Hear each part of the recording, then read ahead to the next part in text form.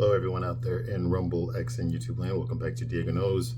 Of course, I'm Diego, and today we're going to continue to talk about Legally Blonde from 2001. Okay, one of your favorite rom-com slash chick flicks out there. Like most chick flicks, it's garbage.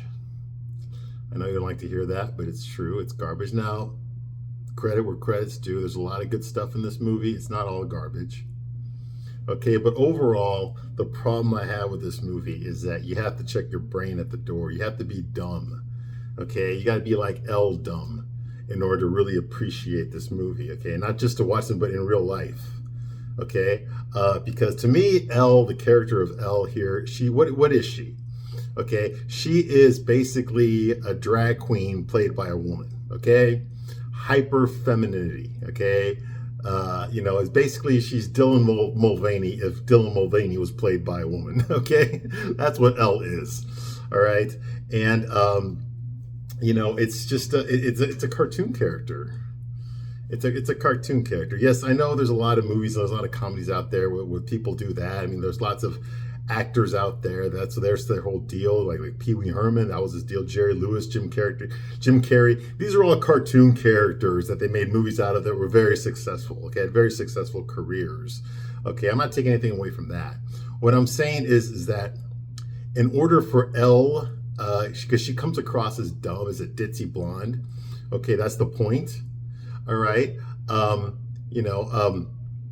She comes across that way as a Southern California rich, Bel Air girl. She goes to sorority, where all the girls at her sorority are all a bunch of idiots as well, just like her. Only they really are dumb. Like she's not really dumb. She acts all flamboyant and egregious, but she's not really dumb. She's actually kind of smart. Okay. Whereas her sorority sisters back in LA, they really are that dumb. Okay. There's no hiding it. They're really retarded. They're really like stupid as hell. Okay. And that to me is just like, okay, come on. If you're trying to make a movie about not underestimating people, then why should you have real dumb people in the movie? I mean, why would you have like real ditzy blondes? Okay. Elle is just one out of a whole sorority of ditzy blondes. And they're idiots, okay? Like, they can't even, like, remember jack shit, okay? They can't fucking walk forward without someone telling them which direction to go, okay? They're that dumb, okay? They're really that dumb. They can't pass their classes unless they're giving lap dances to their professors, okay? They can't do anything, all right? Because they're stupid. And Elle is one of those girls, only we find out that she's really not. Well, then why would she be there then? Like, why would she be there? Okay, you're expecting me to believe that this girl is that ditzy but is really smart? Acts ditzy but is really smart? Then how come no one else has picked up on that? Okay, how come no one else has realized that? Even her parents think she's dumb. Okay? Her parents think she's dumb. Her university guidance counselor thought she was dumb. Okay? Her boyfriend thought she was dumb. Okay? But now, all of a sudden, just like that, she's smart? Like, how did she get through life? With everybody thinking she's dumb. That tells me that no one knew her. No one, not even her boyfriend knew her. Okay? Even her sorority sisters think she's just as stupid as they are. Okay? That tells me that nobody knew who she was. That means that she was hiding it her whole life, that she was actually smart. Or everyone else is an idiot. Now, which one do you think it is? Okay? Well, this movie wants you to think that everyone else is an idiot. Okay? That's what this movie wants you to think. That like Elle didn't really become smart until she had like the proper motivation, okay? Until her boyfriend dumped her and went to Harvard. That was what triggered her to become super smart. Like, that's not how life works. It doesn't work that way. I don't give a damn how many books you read. Okay? We're talking about Harvard, okay? We're talking about the first year at Harvard for law school. Okay, it's a very difficult school to get into, and if you happen to get in there, okay, then you've got to be like the top of the top of the top percent just to get in.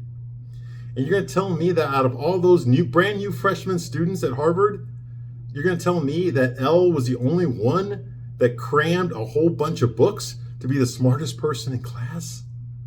Okay, we're talking about the best of the best, and none of them were doing that either? Hell, they should have been doing that before she was doing that. She only started cramming the books when her ex-boyfriend told her that she was too dumb to win the internship at her professor's law firm. Okay, once Warner told her you're too dumb, that was the motivation for her to prove him wrong. And so all of a sudden she started reading all these books, okay, so that she could get the right answers in class, you know, and impress everybody about how smart she really is, okay? Well, shit, she should have been doing that anyway. Okay, she didn't need her ex-boyfriend to tell her she's dumb for her to do that. Okay, and not only that, but every other student in that class should have been doing that too already. Okay, she should have been late to the train. You know, she should have been like, oh, I got to get this book, this book, and this book, and this book so I can cram. And then when she got to the bookstore, all those books are already checked out. Because all the other students in her class already did it. We're already doing it. You see what I mean? This movie tries to make Elle smart by making everyone else dumb. Okay? It makes everyone else dumb. And that pisses me off.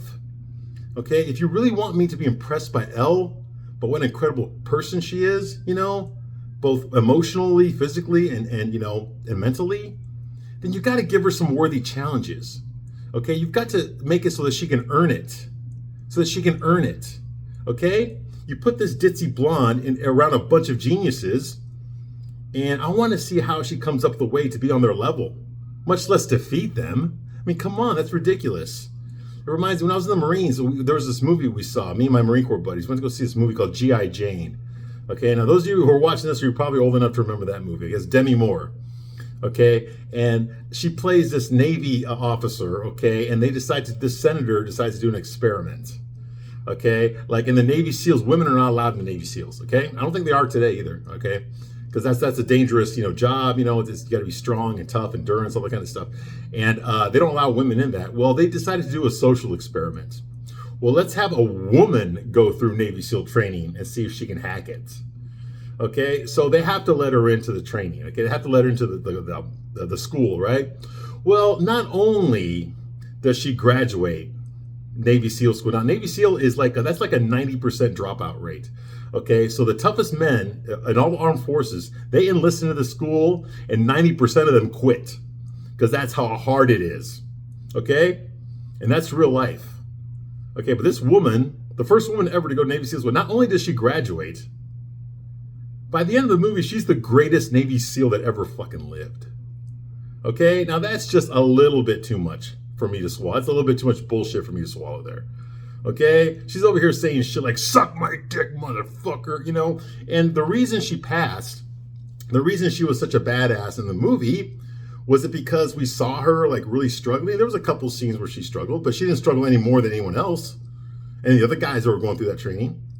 Okay? It's because the script fixed it that way. So that she could be a Mary Sue. So that she could get through all the hard stuff without really suffering for it. You see what I mean? Without really like having to put herself to the real test. She always held back. Like she could have walked over all those Navy SEALs, but she was holding herself back to make it just a little bit more difficult for her. Okay, but it really wasn't that difficult for her. She never questioned her faith or her conscience, or maybe she made the wrong decisions. Okay, nothing like that happened. Okay, there was no men that were better at her than anything. Okay, now that's a little bullshit right there. You're going to tell me no matter how badass she is that there was no guys in there that could do not even one thing better than she could? Come on, that's some bullshit right there. And I don't believe it. And that's the same way I feel about this movie. That's some bullshit here.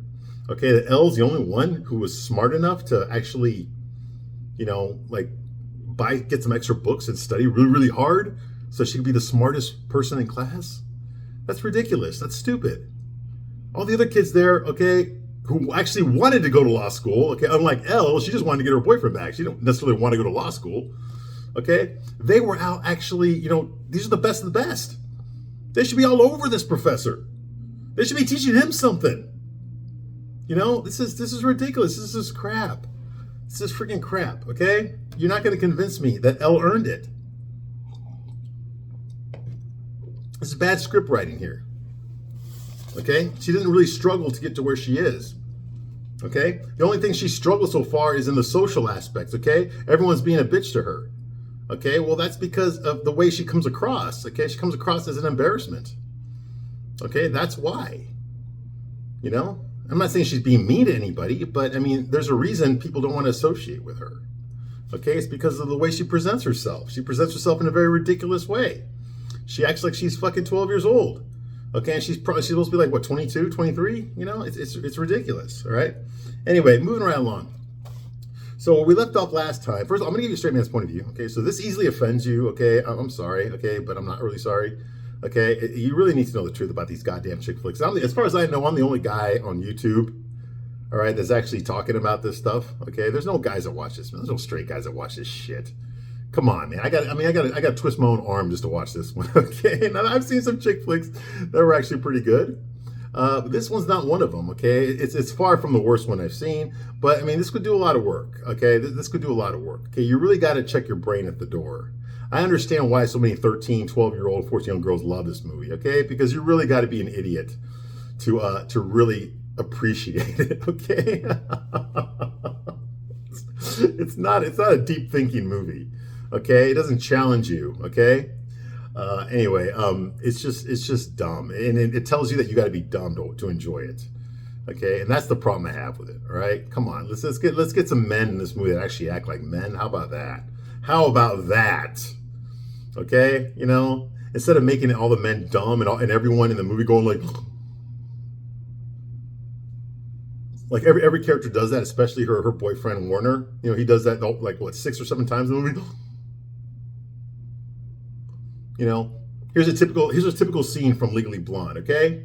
Ellie's like, "Hi girls, are you having fun?" No, that dress of yours is hurting my vision." "Oh, okay, well, that butt of yours is hurting mine." And the other girl's like, "Oh."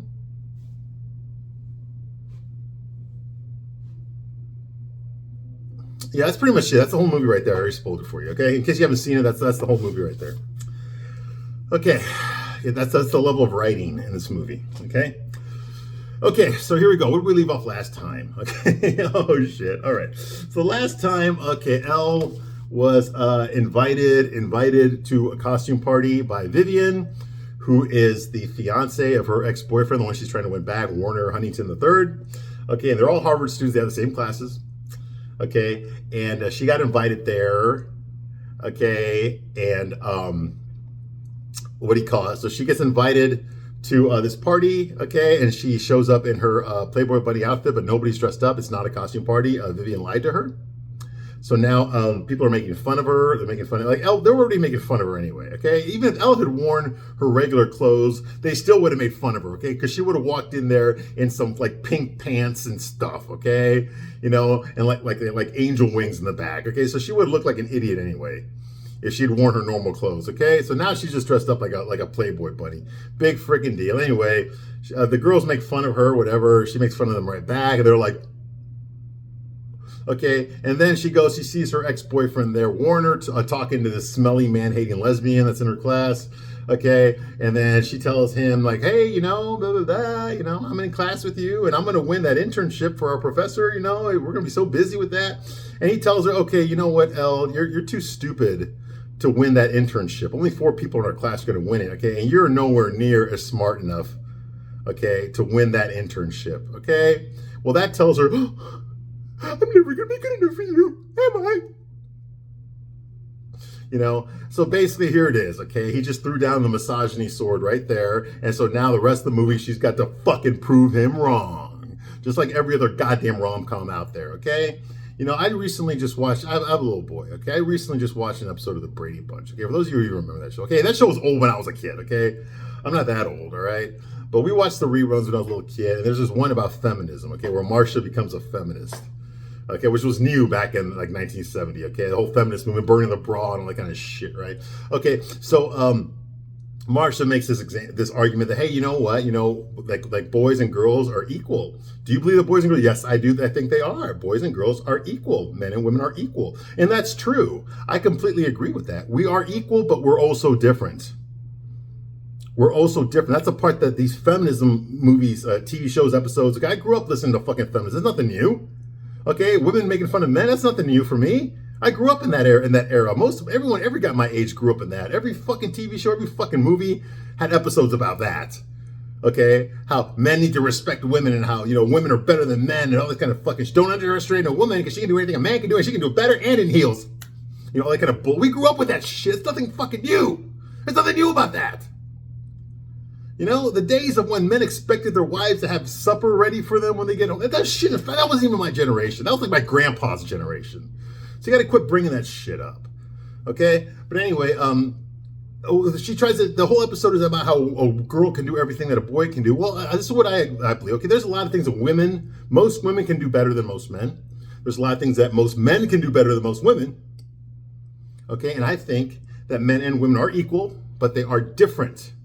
They are different. Do you understand? They're different. Okay? And ultimately, okay, the person that should do whatever the job is that they're doing should be the best person for the job. It doesn't matter if they're a man or a woman, or straight or gay, black or white. It doesn't matter.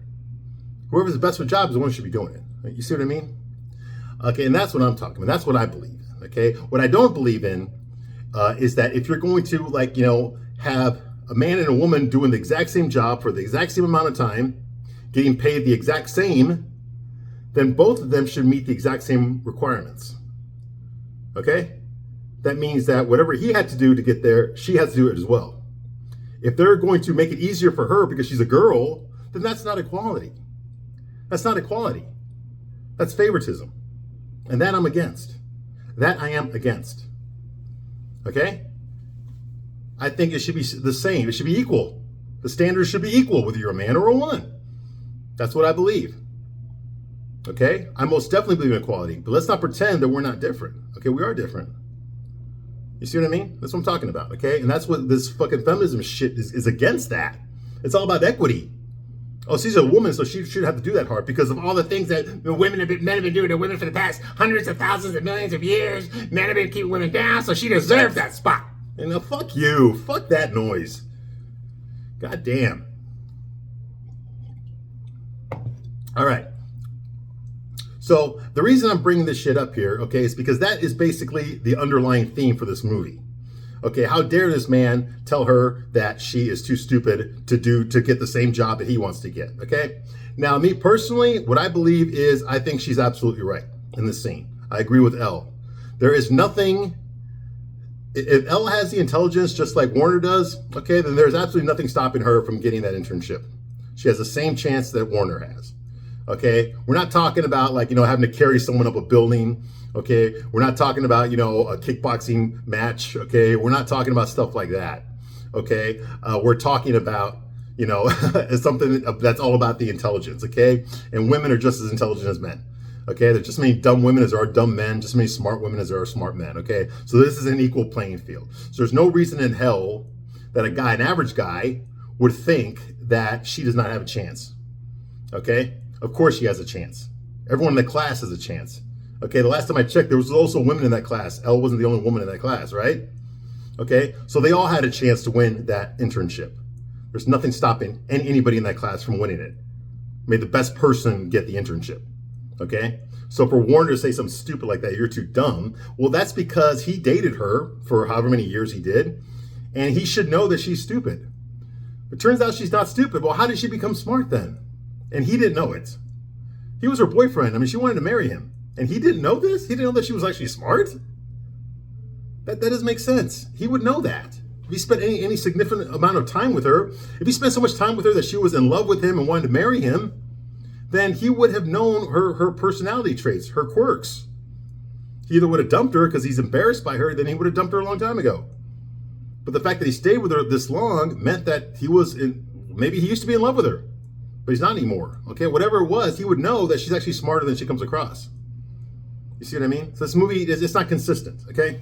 Anyway, so that's where it left off, okay? So she decides all that kind of stuff, that she's going to show them, blah, blah, blah. Okay, so that's going on here, okay? The next scene that we have in this movie, because, we had Elle studying and all that kind of stuff. Even her dog, her stupid dog Brewster, was like getting horny for the Taco Bell Chihuahua. It was a thing. It was a thing back then. Again, back in the late 90s, there was a Taco Bell Chihuahua that was in all the Taco Bell commercials, all right? Kind of like the Spuds MacKenzie thing, all right? So the next scene here is Elle takes Paulette to a junkyard. Okay, now Elle's got the convertible Porsche. Okay, and she takes Paulette. Now Paulette's a middle-aged, unattractive, woman who works at a nail salon. Okay, she has very low self-esteem. Okay, her makeup is all screwed up. She looks like a clown. Okay, she's out of shape. She's depressed. She reads, fashion magazines, and she stuffs her fat ass with junk food and stuff like that. Anyway, and she complains. She meets Elle. Elle goes there. They start talking to each other at the nail salon because Elle needs somebody to talk to because all her friends are back in California, right? And they're in Ivy League territory. So anyway, they kind of bond over how men all suck, that kind of thing. The typical stuff that women bond over, right? Men are all fucked up and shit, and nothing's their fault. Okay. Anyway, so they're there.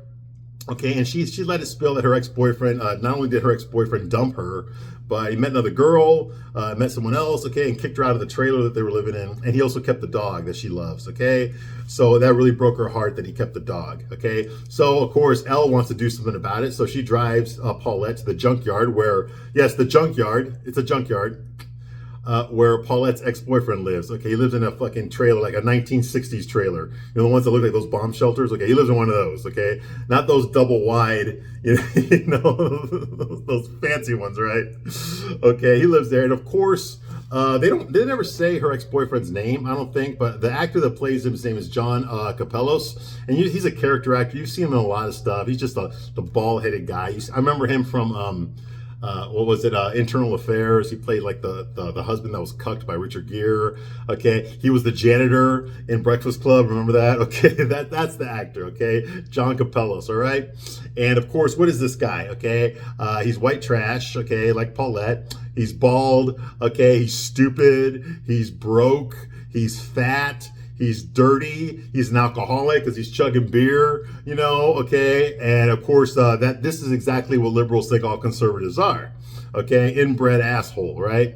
Okay, he probably has a KKK sign or a swastika in his trailer. That kind, okay? That's basically what all liberals think conservatives are, okay? And of course, they had to make him this, okay? Because they could never make anything be Paulette's fault.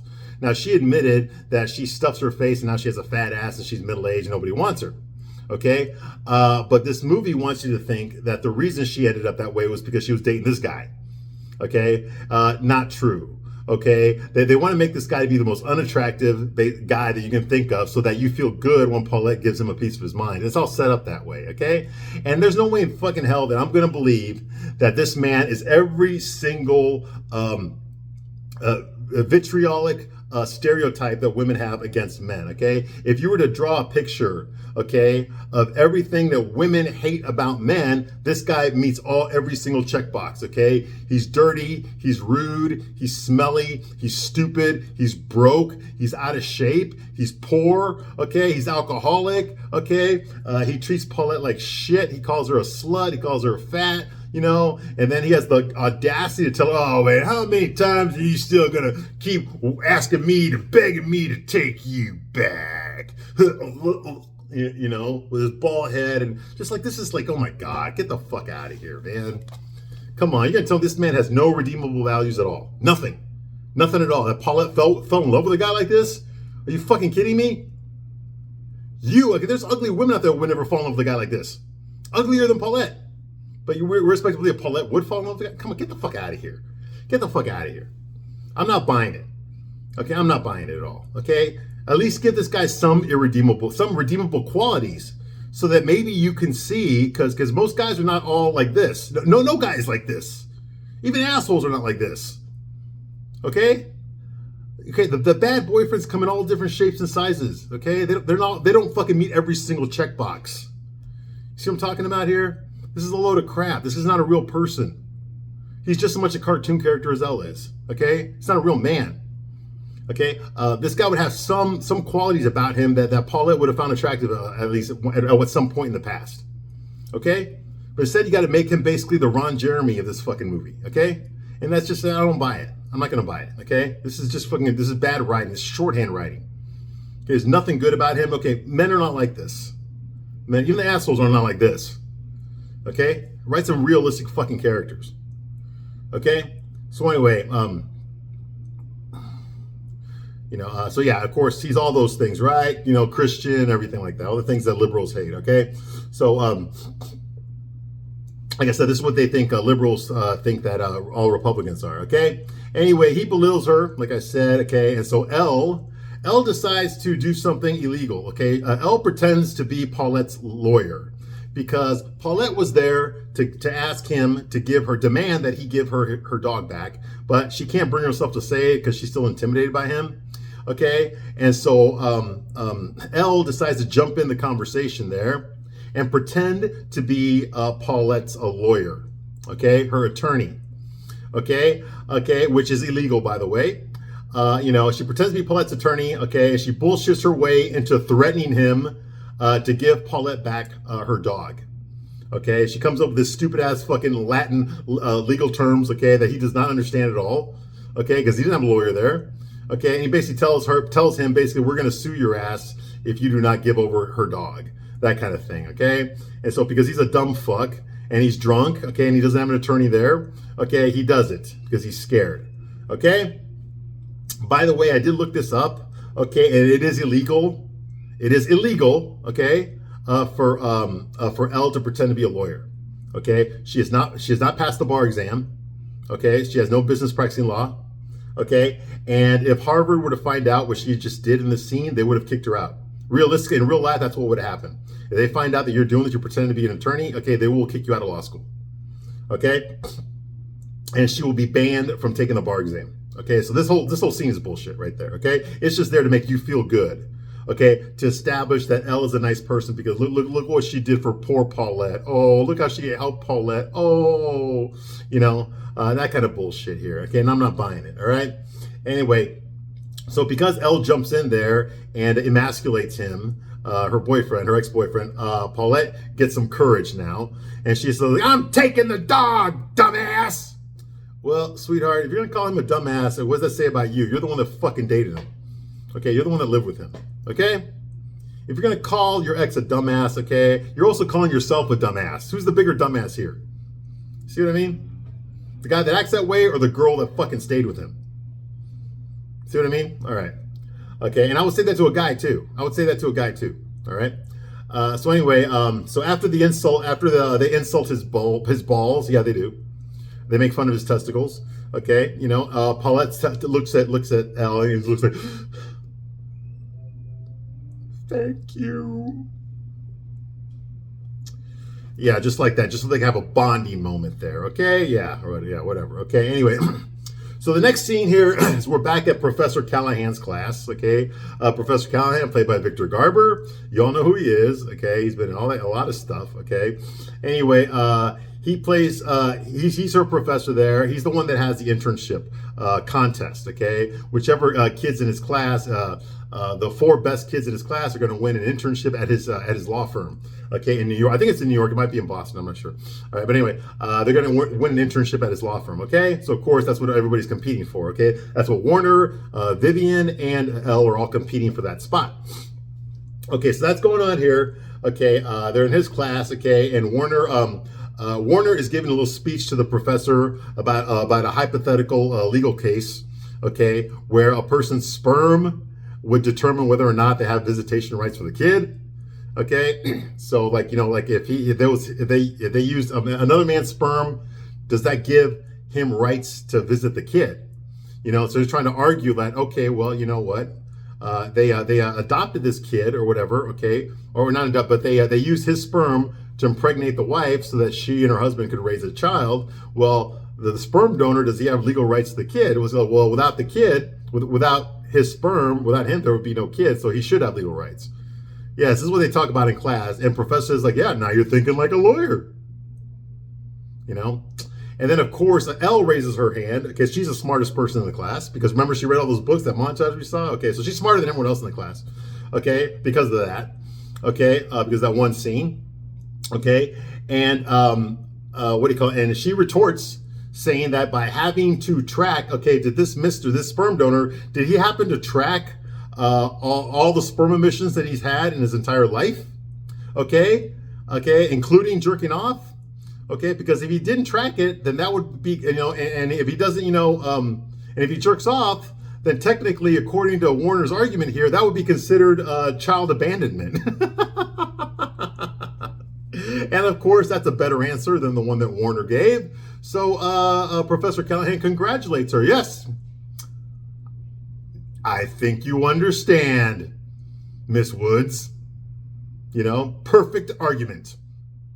Okay, of course, because she's a Mary Sue. Okay, she's gonna cut through whatever obstacles are in her way. She's gonna slice right through them like a hot knife through butter. Okay, she's like Rey from fucking Star Wars. Okay, like fucking Mulan from that live action Mulan movie. She's gonna fucking mow through every single man in front of her and cut off every fucking dick that's in her way. Okay, and nobody's gonna be able to do anything to stop her. They're just gonna stand there and go, oh, while she cuts off all their penises, all right? Because that's what men will do in real life too, okay? Just so you know, this movie's not that fake.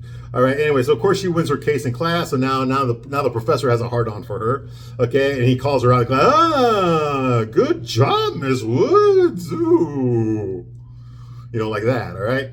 Anyway, of course, all the guys do that for Elle. Okay, the professor asks for Elle's resume after class. He goes like, hey, you know, I've got that internship, you know, and I think you should apply for it. May I have your resume? And she pulls out her resume, and of course it's on pink paper. She typed it up on pink paper, and she sprayed some fucking perfume. I don't give a shit what it was. I don't remember what it was. She sprayed some perfume on her resume, okay, on a pink paper, and she gives it to the professor, okay?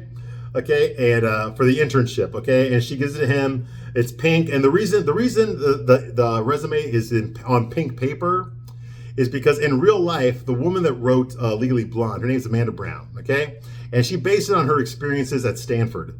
Okay, when she went to law school at Stanford, she was like Elle. Okay, she's a girly girl, read Cosmo all the time, whatever. And she did not like the way that the Stanford kids would treat her. Okay, because she was into girly stuff, and they were all into activism and shit, right? And so she decided to write a book, okay, on this, and she shopped it around, but nobody would pick it up. Nobody would buy it. Okay, she couldn't get a publisher. Okay, nobody would buy it. So there was an incident where someone at a publishing house took her screenplay, which Amanda typed it in pink paper. She typed the whole screenplay, the whole book, on pink paper. Well, someone threw it in the trash. So someone, I guess an agent or something, saw this pink notebook in the trash and picked it up and read it and said, "This is brilliant." And the next thing you know, all these movie studios are offering her for her screenplay. They want it. They want the rights. Okay, and that's how it happened. And then the next thing you know, it got bought. There was a bidding war for the screenplay, and then it got produced a couple years later. Okay, and then she wrote the book, and then she published the book. Okay, because nobody will publish it. Like, that's what really happened. And because of that, because she typed it out on pink paper, that's the reason it got optioned. That's the reason it got bought. And that's the reason this movie was made. Okay, so that's why Elle's resume is on pink paper, okay? Because in real life, that's how it worked out for her, okay? So anyway, so she got the pink screenplay, okay? And then we see Emmett. Emmett was there too, and he has a private conversation with the professor. Now, Emmett, as I told you before, is a limp dick soy boy. Oh, I'm sorry. I just described every guy in this movie. No, okay, yes, he's those things too, but he's also got kind of a mullet, and he's kind of like the nice guy, like his brother. You know how his brother Owen Wilson's just like with the dick nose? You know, he's just like, wow. Well, I just gotta tell you, wow. Well, Luke Wilson's kind of like that too, okay? He's just like, oh, Professor, what was all that about over there? What's that? It's her resume. By the way, I'm gay. I'm pretending to be straight. Okay, wow. It smells. What is that? It's pink paper. Wow, it smells so good. Maybe we should go watch some gay porn together, huh? What do you think, Professor? Let's get out of here and do a circle jerk. Wow. Yeah, it's basically what happens there, okay? Yeah, he falls in love with smelling her paper. Okay, that's about enough for me right now, okay? I can't take any more today. All right, I thank you very much for watching this long, and I'll be back soon, and we'll get through some more of this goddamn piece of shit movie. Thank you for watching this long, and I'll see you soon in the next one. Bye.